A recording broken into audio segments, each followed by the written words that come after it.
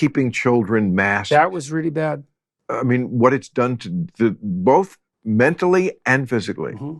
Yes, and that sort of thing always hurts the poor kids worst, right? Because anytime you intervene in a manner that's going to interfere with educational attainment, it's the people who are barely skating by to begin with who are going to get walloped from it. And that's certainly, the data certainly revealed that that's been the case. So I remember being in Chicago, I believe it was, during maybe it was 21. Yeah, we weren't working at all in 20. Okay, so, and I remember I was talking to the driver taking me in from the airport, and he had a mask on, and my friend who travels with me, and we always would tell drivers everywhere, anybody, you don't have to have the mask on for me. You know, like if you want to break in the day where you don't have to be breathing your own stale, shitty air for no reason, we'll open the windows to the car, whatever.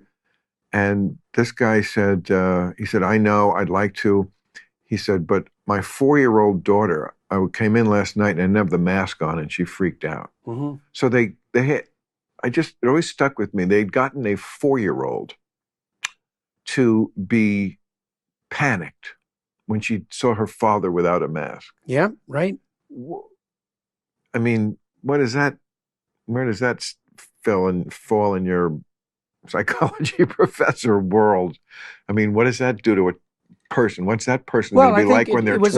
It was also what it did to everyone and what it revealed about everyone. Like, my sense in Canada, Toronto was locked down very badly and people were pretty much on board with it. And my sense in Toronto was that 70% of Torontonians would have worn a mask for the rest of their life without making a peep about it. And 30% of them would have been happy about it because it gave them an opportunity to inform on their neighbors. And that wasn't cute. Oh. Yeah. Well, in East Germany, like 1/3 of people were government informers. Absolutely. And you think, well, that couldn't happen here. It's like, yeah, it could in about 15 minutes. Yes, the Stasi payroll. Did you ever see the movie The Lives of Others? Mm-hmm. The German, it won the best Oscar for best foreign language. Yeah, there's a fun society to live in. One of the best movies. I mean, if you're looking for something with subtitles, I would recommend that one highly, people. The Lives of Others, and it was about what went on under communist East Germany, and he was a playwright, and he was playing ball with the regime. He was kind of on the a line. He was able to be an artist, but obviously he wasn't. And what they did with the bugging and oh my God, it was how humans can get themselves into those kind of societies. And I suppose we could. You do it by lying. I mean, people think that tyranny is the top-down imposition of force on people who would otherwise want to be free. And that's just not true. That isn't how it works at all. A totalitarian state occurs when everyone lies about absolutely everything all the time. And the totalitarian state is the grip of the lie. Now, the politicians and the people who have power in those situations, they lie too, but so does everyone else. There's a story, it's interesting. I've been writing a new book. It's coming out in February. It's called We Who Wrestle with God.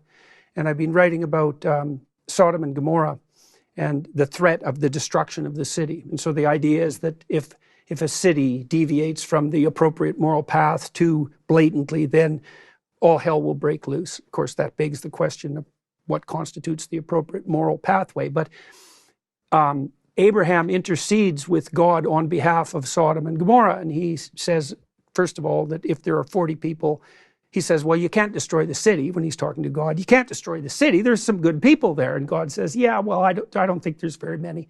And Abraham says, well, what if there's 40? And God says, well, if you can find 40 decent people, then we'll leave the city alone. And Abraham bargains, and I think he bargains them down to 10.